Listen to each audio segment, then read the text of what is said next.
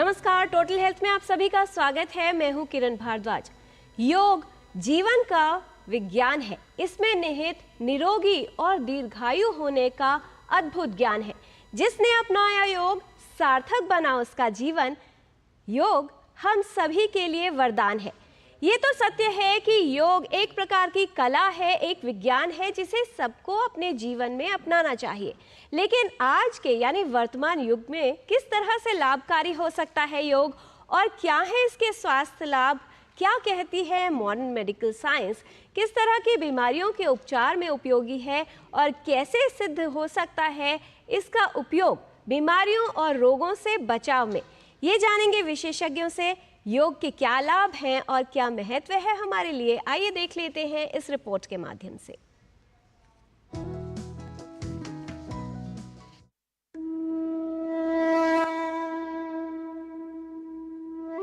योग स्वस्थ व रोग मुक्त जीवन जीने का विज्ञान है। इसे दैनिक जीवन में शामिल किया जाना चाहिए। योग हमारे जीवन से जुड़े भौतिक, मानसिक, भावनात्मक, आत्मिक और आध्यात्मिक सभी पहलुओं पर काम करता है।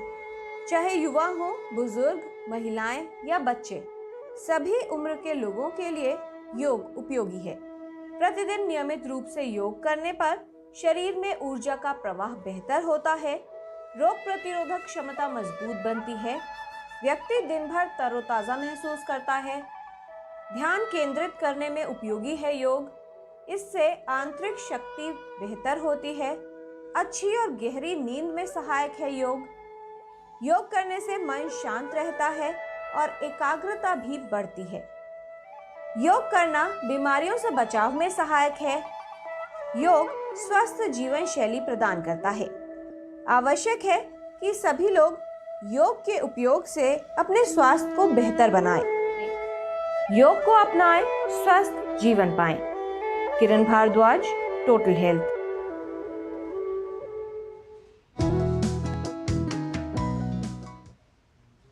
योगः चित्त वृत्ति निरोधः। कहा जाता है कि योग के माध्यम से अपने चित्त की वृत्तियों को दूर किया जा सकता है। यदि ऐसी समस्याएं दूर होती हैं तो जाहिर तौर पर हमारा जीवन बेहतर बनता है। इससे बढ़कर जीवन को बेहतर बनाने के लिए योग को कैसे अपनाया जा सकता है और कौन से वो रोग हैं, किस तरह से उनमें लाभकारी है योग, ये बताएंगे विशेषज्ञ। इस विषय पर बात करने के लिए हमारे साथ उपस्थित है विशेषज्ञों का खास पैनल। उनसे आपका परिचय करा दें। हमारे साथ हैं योग गुरु आचार्य प्रतिष्ठा जी, आप डायरेक्टर हैं मोक्षायतन योग संस्थान से।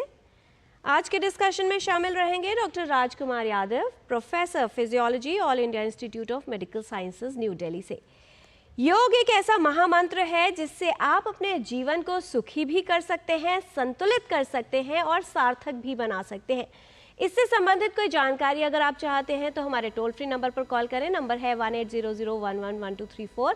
आप अपने प्रश्न या सुझाव ईमेल के माध्यम से भी हम तक पहुंचा सकते हैं।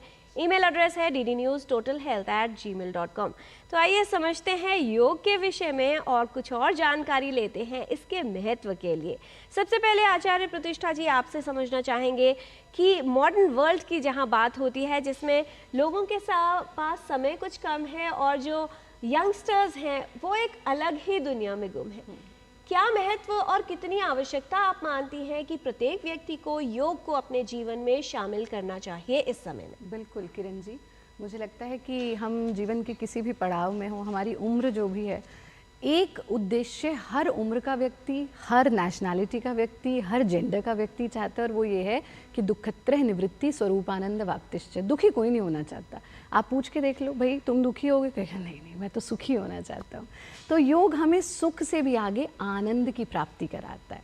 सो health at the level of like physical health, mental health, social health, emotional health, intellectual health and even spiritual health, ये सब कुछ हमें योग से प्राप्त होता है।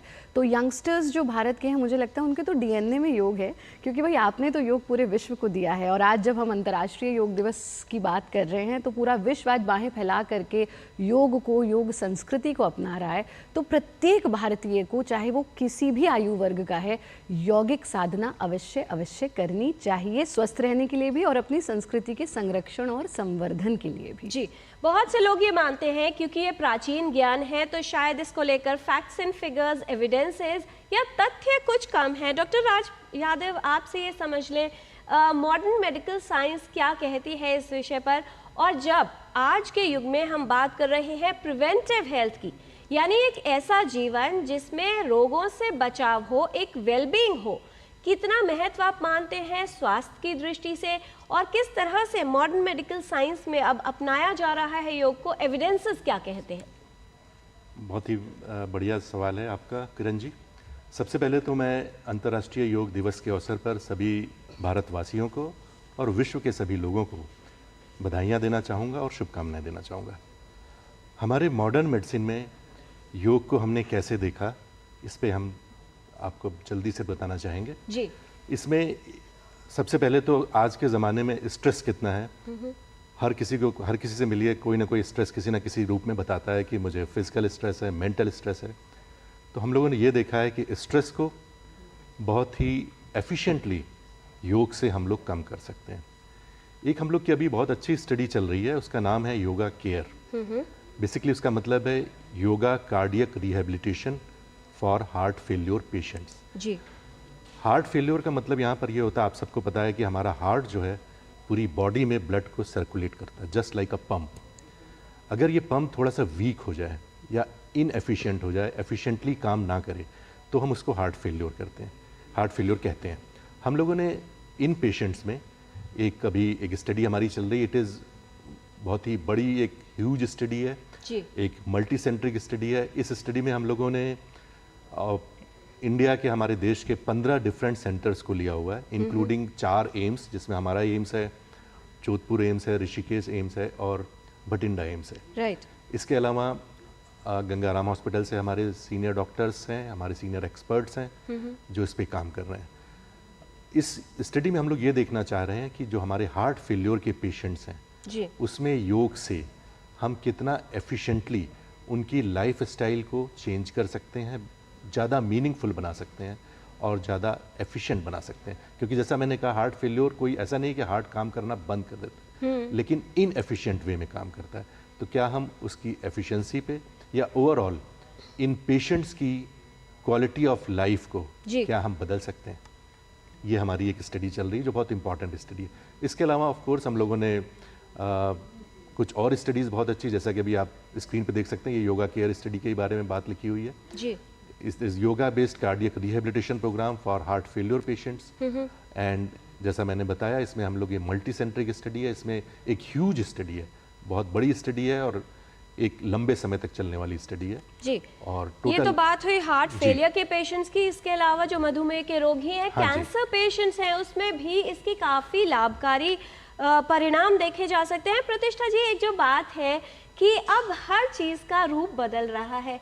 पहले होता था कि एक सीधे तरीके से आराम से योग किया जाएगा, ये जो योग का बदलता चेहरा या रूप है, किस तरह से आप देखती हैं कि योग अब योगा होकर हमें ही परोसा जा रहा है? क्या इस तरह का बदलाव जो यंगस्टर्स हैं, युवा हैं, उनको अधिक पसंद आता है, या एक तरीका है कि कहीं ना कहीं उसे भी इस योगिक जीवन में शामिल कर लिया जाए? बहुत ही प्यारा प्रश्न है किरण जी, और इसके लिए एक सूत्र आता है कि क्षणे क्षणे यन्नवताम उपैति तदैव रूपेण रमणीयताया।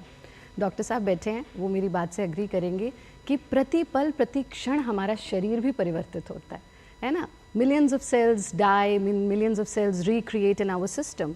तो बदलाव तो प्रकृति का नियम है और उसे हम परिवर्तित नहीं कर सकते, पर हाँ बदलाव लेकिन योग के दायरों में रह करके। जैसे कि जब कोविड मैनेजमेंट के लिए हमारे पास वैक्सीन नहीं थी, उस वक्त मोक्षायतन योग संस्थान ने विशेष रूप से प्रॉपर शोध करके, जिसमें हमारे मेडिकल डॉक्टर्स भी थे, योग एक्सपर्ट्स भी थे, डाइट एक्सपर्ट्स भी थे, हमने Covid management and prevention protocol बनाया। ऐसे ही मोक्षायतन योग संस्थान में गतियों का निर्माण हुआ। और हम तो जब भारत योग की बात करते हैं ना, उसका अर्थ ही यही है, भारत योग मतलब जब इंडिया नाम नहीं दिया गया था तब जो नाम था भारत, वहाँ से ये योग परंपरा आरंभ हुई।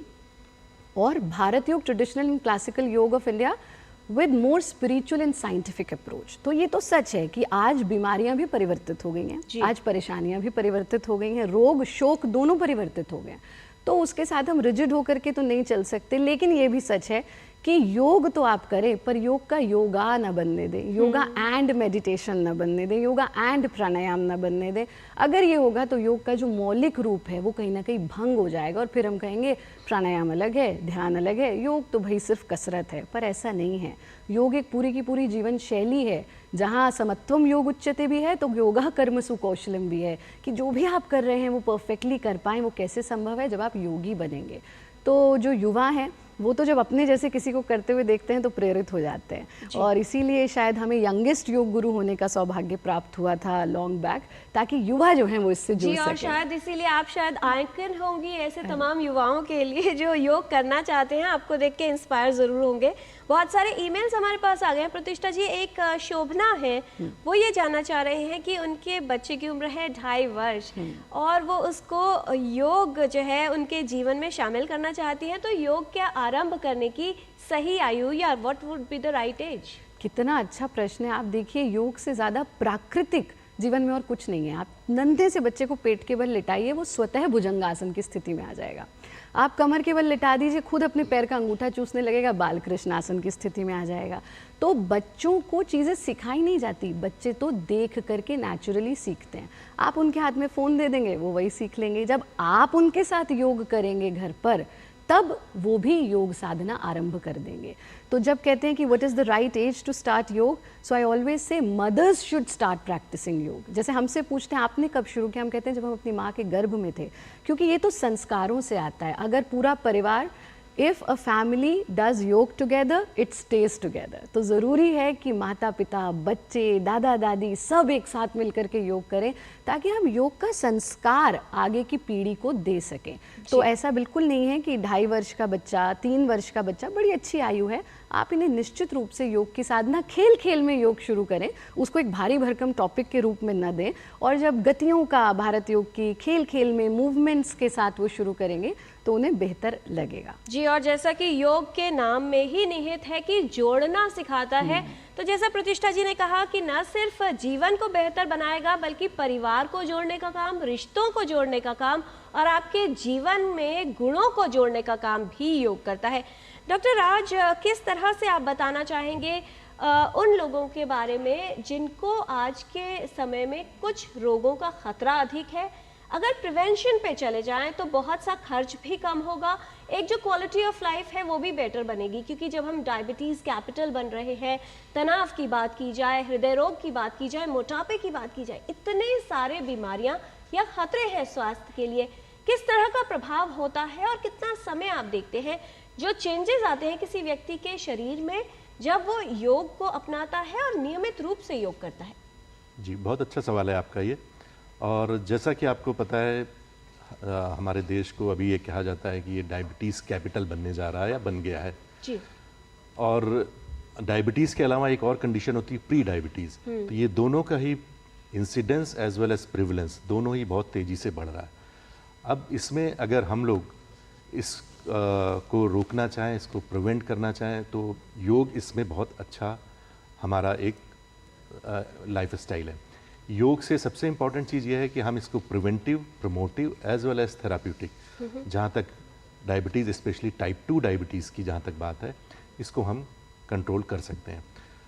डायबिटीज़ टाइप 2 जो है, स्पेशली अगर आप देखें कि आपको भी पता है, सबसे इम्पॉर्टेंट उसका जो कॉज है वो है ओबेसिटी, मोटापा।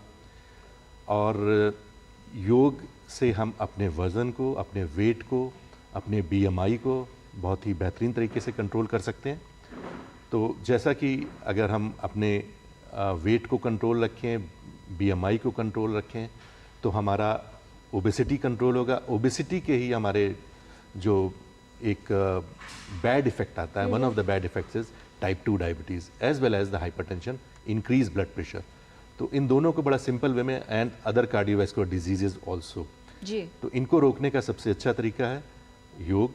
योग में ऑफ कोर्स हम आसन, प्राणायाम और मेडिटेशन की तो बात करते ही करते हैं, इसके साथ ही साथ हमारा फूड कैसा होना चाहिए, भोजन कैसा होना चाहिए, आहार कैसा होना चाहिए, जैसे कि अभी आचार्य जी बता रही थी, सात्विक आहार, ये सारी चीज़ों को अगर हम कंट्रोल करें। और उसमें एक बहुत इंपॉर्टेंट चीज़ ऑल्सो आती है स्ट्रेस मैनेजमेंट। इन सब, एंड इसका जो पॉजिटिव इफेक्ट आता है वो है हमारी sound sleep. So sound sleep stress management, हमारा डाइट, न्यूट्रिशन एंड हमारी physical activity. End of course जब हम योग करते हैं उसमें जो हमारे योगासन है वो हमारी फिजिकल एक्टिविटी को बहुत अच्छे ढंग से एक बैलेंस्ड वे में मेंटेन करते हैं। जी, और ये भी कहा जाता है कि जो लोग नियमित रूप से योग करते हैं, न सिर्फ योगासन बल्कि योग, उनके अंदर ऐसे केमिकल्स रिलीज होते हैं जो हैप्पीनेस क्वोशेंट को भी बढ़ाते हैं। प्रतिष्ठा जी, क्या बताना चाहेंगे, क्योंकि आजकल सभी के जीवन में इतना अधिक तनाव है, खास तौर पर जो डेस्क जॉब करते हैं, घंटों तक लगातार बैठे रहते हैं और बहुत ज़्यादा तनावग्रस्त रहते हैं, या ऐसा एटमॉस्फेयर है, इस तरह के वातावरण में हाई प्रेशर जॉब में काम करते हैं, कैसे अपने तनाव को दूर किया जा सकता है? क्या बहुत कठिन है या बहुत अधिक समय लगेगा? जी बिल्कुल किरण जी, कितना अच्छा प्रश्न आपने किया। और आजकल तो पूरी इंडस्ट्री हो गई है, डोपामीन, ऑक्सीटोसिन, सेरोटोनिन, एंडोर्फिन, और ये जो हमारे हैप्पी हार्मोन्स हैं, ये योग के माध्यम से बहुत सरलता से हम जनरेट कर सकते हैं। कुछ बड़ी सरल सी चीज़ें, क्योंकि कुछ टेक होम ना हो तो फिर क्या बात है। तो 2-4 काम तो आप लोग नियमित रूप से अपने दफ्तर में बैठे बैठे या फिर जहाँ भी आप कार्य कर रहे हैं, घर पर, यानी पहला सूत्र जो सबसे महत्वपूर्ण है, जो सबको याद रखना है, वो ये कि बाकी हर चीज़ अधूरी है, हंसना बहुत ज़रूरी है। मनुष्य जो है वो हंसना भूल गया है, और बड़ा दुर्भाग्य हो गया आजकल। आप अगर पब्लिक प्लेस पे हंस रहे हैं तो लोग कहते हैं देखो कैसा आदमी है, हंस रहा है। और वहीं आप कहें मैं बहुत स्ट्रेस में हूँ तो वो जनरलाइज हो गया कि अच्छा बेचारा स्ट्रेस में तो है। वो नॉर्मल है, वो नॉर्मल है, और हंसना जो है वो एबनॉर्मल हो गया है। तो ऐसा नहीं, हम अगर दिन में 5 बार दिल खोल करके अट्टहास गति का अभ्यास करते हैं, यानी दिल खोल करके हंसते हैं, तो आपकी जितने भी हैप्पी हार्मोन्स हैं वो तो जनरेट होते ही हैं, और आप ओवरऑल हेल्थ भी पाते हैं, रक्त का संचार भी खोपड़ी की तरफ आता है, चेहरा भी दमकने लगता है, बाल भी खूबसूरत होते हैं, और हृदय के लिए भी बहुत अच्छा है। प्रतिष्ठा जी माफ कीजिएगा, आप कितना समय देती है योग को, क्योंकि आपके चेहरे की चमक अभी भी वैसे ही बरकरार है। हाँ हमें लगता है कि योगमय जीवन जो है ना, खावत पीवत सोवत जागत नेक बिसर नहीं जाए। सो 3 से 4 घंटे की तो अपनी साधना रहती है, लेकिन उसके अलावा जैसे डॉक्टर साहब ने कहा, भोजन आपका व्यवहार, आचार, ये सब कुछ योगमय होना चाहिए। तो अट्टहास में सीने को ढीला छोड़ दीजिए, पेट को ढीला छोड़ दीजिए, दोनों हाथों को खोल देंगे और मुक्त हास यानी 30 सेकेंड्स ऑफ फ्री लाफ्टर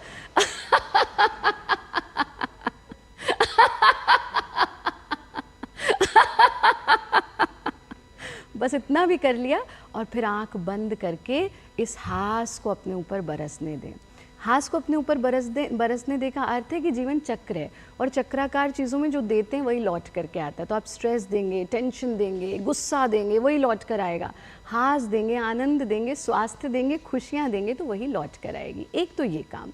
दूसरा बहुत सरल सी चीज़ होती है ब्रेथ अवेयरनेस, यानी सांस हम सब ले रहे हैं, 24 घंटा ले रहे हैं, but most of the time हम कंप्लेनिंग मोड में जीते हैं रादर देन ग्रेटफुलनेस मोड। तो सुबह उठ के सिर्फ 1 मिनट का अभ्यास अगर प्रत्येक व्यक्ति कर ले, यानी एक हाथ को सीने पर रखा, एक को पेट पर, और 3 बार लंबा गहरा सांस लिया ऐसे,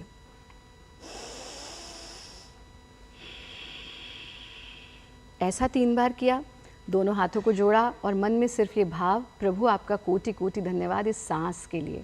आज न जाने कितने लोगों के पास नहीं बची, मेरे पास है, मैं धन्यवाद का भाव रखता हूँ। और फिर धीरे से आंखें खोल दी। बस ये 1 मिनट का काम अगर आप दिन के आरंभ में कर लें, दिन में 5 बार दिल खोल करके हंस लें, तो ही आपकी आधी समस्याएं दूर हो जाएंगी और हैप्पी हार्मोन्स निश्चित रूप से जनरेट होंगे। जी डॉक्टर राज, इसके साथ ही बात कर ले बीमारियों से बचाव की, तो हमने बात की है। सपोर्टिव थेरेपी या मैनेजमेंट की जब बात आती है, किस तरह से रिसर्च चल रही है और आने वाले समय में क्या जो है उम्मीद की जाए कि योग को और किस तरह से किन बीमारियों के लिए उपयोग किया जाएगा? और एक छोटी सी बात, एजिंग की जब बात आती है, क्योंकि आजकल ऐसा कहा जाता है कि जो 40 साल का व्यक्ति है, कोविड के बाद भी इस बात का जिक्र आया कि उसमें 50 वर्ष की आयु के व्यक्ति जैसे बदलाव और परिवर्तन नजर आए। एजिंग पर क्या इफेक्ट आप देखते हैं मॉडर्न मेडिकल साइंस और एविडेंस के तौर पर बात की जाए तो? जी अभी जैसा कि आचार्य जी ने हैप्पी हार्मोन्स की बात करी थी, तो इसमें मैं एक चीज़ ऐड करना चाहूँगा। एंडोर्फिन्स हमारी बॉडी में one of the happy hormones आप कह सकते हैं, या एंटी स्ट्रेस हार्मोन्स कह सकते हैं। और इस पर हम लोगों ने काफ़ी रिसर्च किया, स्पेशली द बीटा एंडोर्फिन। और ये हम लोगों ने देखा कि बीटा एंडोर्फिन का लेवल योग करने से बढ़ता है। ये तो हमारा एक इम्पॉर्टेंट पॉइंट है। इसके अलावा जो अभी आपने बात करी एजिंग की, एजिंग आजकल अगर आप देखेंगे तो बहुत से कई लोगों को रियली एजिंग बहुत ज़्यादा दिखने लगती है, एंड उसमें एक बहुत बड़ा रोल है स्ट्रेस का। एजिंग बेसिकली दो तरह की होती है। एक तो होती है कैलेंडर एजिंग, हर साल जैसे साल बदलता है आप एक साल बड़े हो जाते हैं, या अपने हर बर्थडे पे आप एक साल बड़े हो जाते हैं। दूसरी एजिंग जो मोस्ट इंपॉर्टेंट है वो है बायोलॉजिकल एजिंग। एक्चुअली आपकी बॉडी, मतलब कोई अगर 50 ईयर्स ओल्ड है तो हो सकता है वो 60 ईयर्स या 70 ईयर्स ऐसा लग रहा हो, क्योंकि उसकी बायोलॉजिकल एजिंग बहुत एक्सीलरेट हो गई है। दूसरी तरफ वही सेम व्यक्ति हो सकता है 30-40 ईयर्स का लग रहा हो, क्योंकि उसकी बायोलॉजिकल एजिंग कहीं ना कहीं धीरे हो गई या रुक रही है जी। तो अगर बायोलॉजिकल एजिंग को हम इन्फ्लुएंस कर सकें योग से, तो इस पे हम लोगों ने सेलुलर लेवल पे बहुत सा काम किया और ये देखने की कोशिश करी कि क्या योग या योगा बेस्ड इंटरवेंशन से हम एजिंग को इन्फ्लुएंस कर सकते हैं। तो बहुत से एजिंग के मार्कर्स हैं, उसमें से दो इंपॉर्टेंट है, जैसे कि telomere and telomerase. Right. Telomere एक तरह का आप यूँ समझ लीजिए कि क्रोमोसोम्स को प्रोटेक्ट करता है, एंड उसके लिए जो एक एंजाइम होता है दैट इज़ टीलोमरेज। तो हम लोगों ने अपनी रिसर्च में, हम लोग हमारे डिपार्टमेंट ने, हमारे एम्स में कई और हमारे और भी फैकल्टी मेंबर्स ने इस पर रिसर्च करी और ये पाया कि योग करने से यूजुअली टीलोमियर एंड टीलोमरेज का जो लेवल है या जो उस पर पॉजिटिव इफेक्ट आता है। जी, तो बहुत बड़ा बदलाव है। और अगर सेल्यूलर लेवल पर यानी कोशिकाओं के स्तर पर, डीएनए के स्तर पर अगर बदलाव हो सकता है तो शायद इसको किसी महामंत्र या ये कहा जाए वरदान से कम नहीं माना जाएगा। फिलहाल अमरजीत हैं फोन लाइन पर, हरियाणा से कॉल कर रही हैं। आपका बहुत स्वागत। क्या जानना चाह रही हैं आप? नमस्कार डॉक्टर साहब। डॉक्टर साहब, मैं ये जानना चाहती हूँ कि मेरी उम्र 45 साल है, मैं 18 साल से शुगर की पेशेंट हूँ जी। तो मैं कौन सा योगा करूँ जिससे मुझे पैरों में आराम मिले? मेरे पैर है ना इतने भारी भारी रहते हैं कि कुछ चिपक चुका है उनके नीचे। प्रतिष्ठा जी, मधुमेह से प्रभावित है ये और इनको शायद पैरों की समस्या है, हो सकता है नर्व्स में कहीं जो नमनेस आ जाती है। किस तरह की योगिक क्रियाएं ऐसे पेशेंट्स के लिए उपयोगी हो सकती है? बिल्कुल, एक तो नियमित रूप से आप मंडूक आसन का अभ्यास करें, वज्रासन में थोड़ी देर बैठें ताकि पैरों पर भी थोड़ा दबाव हो, लेकिन अति सर्वत्र वर्जित, excess of everything is wrong. तो जितना कंफर्टेबली कर सकते हैं उतना करें।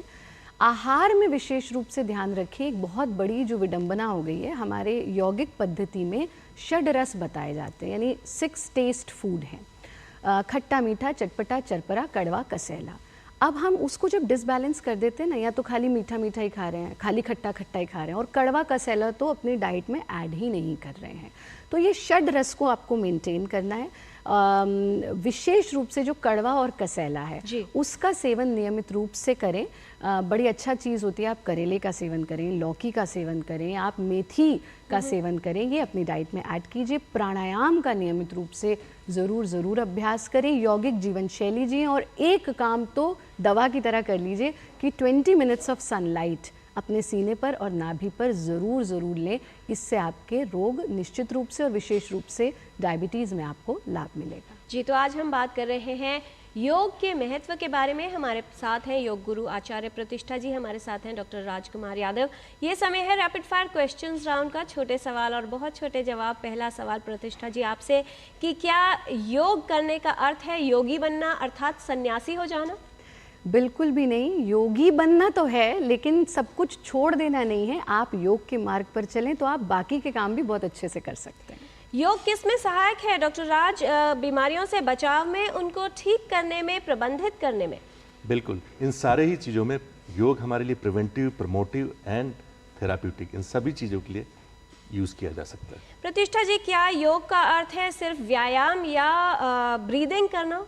बिल्कुल भी नहीं। आपने ही तो कहा योग मतलब मिलन। तो जब आप जीवन को पूर्णता में जीते हैं तब योग घटित होता है। इनमें से कौन सी बीमारियों के लिए योग करना उपयोगी हो सकता है डॉक्टर राज? हार्ट डिजीज में, दमा के रोगियों में, या ब्लड प्रेशर के रोगियों में? जी, ये हम लोगों ने अपने एम्स में बहुत सी स्टडीज़ कर रखी है, और उसमें हमने ये देखा है कि हार्ट के कार्डियोवास्कुलर डिजीजेज में, हाइपरटेंशन में, एज वेल एज अभी हम लोग की एक लेटेस्ट स्टडी आई थी उसमें ब्रोंकियल एजमा या दमा, इन सब में ही योग का इफेक्ट बहुत अच्छा आया है। प्रतिष्ठा जी, बहुत से लोग ये मानते हैं कि मोटे लोग योग नहीं कर सकते, या योग तभी शुरू करना चाहिए जब कोई रोग हो जाए तो उसको ठीक करना है। तो फिर तो आपको हमारी ज़रूरत ही नहीं है। जब मोटापा ही चला गया, स्वास्थ्य मिल गया, आप जिस स्थिति में हैं, जहाँ खड़े हैं, वहीं से योग की यात्रा आरंभ कीजिए, जीवन में परिवर्तन आएगा। बहुत से लोग ये मानते हैं डॉक्टर राज कि अगर अधिक तापमान में, यानी बहुत ठंड है या बहुत गर्मी है, उसमें योग करेंगे तो उसका प्रभाव अधिक आएगा। योग जैसा कि अभी बात हो रही थी, योग हमें रेगुलर करना है। ठंड गर्म या जो भी है, योग पे हमें एक रेगुलरिटी बनानी है। जी, ज़्यादा से ज़्यादा समय योग को देना है। योग एक जीवन शैली है। प्रतिष्ठा जी, क्या योग इतना सरल है कि सिर्फ टीवी देखकर या मोबाइल पर देखकर खुद ही क्लिष्ट आसन से शुरुआत की जा सकती है? बिल्कुल नहीं, कहा भी गया, देखा देखी साधे योग, छीजे काया बाढ़े रोग। अपने रोगों को बढ़ाइए नहीं, सुगम सरल तरीके से शुरू कीजिए, एक्सपर्ट गाइडेंस में कीजिए, तभी उसका प्रभाव अच्छा होगा। डॉक्टर राज, अगर लगे कि योगासन या क्रिया करने के बाद कोई समस्या हो रही है तो क्या उसको बंद कर दिया जाए? इसके लिए ज़रूरी है कि आप एक्सपर्ट से ज़रूर डिस्कस करें। अगर आपको कोई मेडिकल प्रॉब्लम है तो मेडिकल डॉक्टर या हॉस्पिटल से ज़रूर कंसल्ट करें। और अगर आपको लगता है जो आप योग कर रहे हैं उसमें योगाचार्य जैसे आचार्य जी बैठे हैं, इस तरह के योग स्पेशलिस्ट से ज़रूर बात करें। प्रतिष्ठा जी, जो लोग सुबह के समय व्यस्त होते हैं, क्या वो योग नहीं कर सकते क्योंकि सुबह का समय ही इसके लिए माना जाता है? बिल्कुल भी नहीं।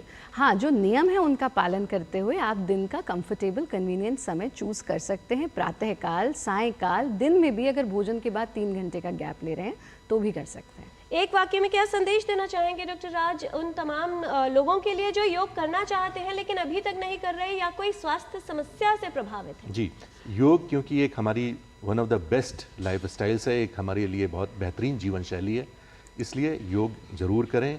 ये प्रिवेंटिव, प्रमोटिव एंड थेराप्यूटिक सारे एस्पेक्ट्स के लिए बहुत ही अच्छा है। प्रतिष्ठा जी, यंगस्टर्स को जोड़ना है, योग में लाना है, किस तरह से इसे अट्रैक्टिव बनाया जाए और उनका सम्मिलन कितना आवश्यक मानती हैं आप? बिल्कुल, जैसा मैंने कहा, योग तो हमारे यूथ के डीएनए में है, बस थोड़ा सा अपने आप को जानने की आवश्यकता है। और जिस दिन ये पता लग गया कि हमारी जड़ें कहाँ हैं, तो हम जितना ऊंचा उठना चाहें उतना ऊंचा भी उठ पाएंगे। लेकिन जिसे यही नहीं पता मैं आया कहाँ से हूँ, तो वो कहाँ पहुँचना है ये भी नहीं जान पाएगा। योग आपकी संस्कृति है। योगी बने, उपयोगी बने, सहयोगी बने, निरोगी बने।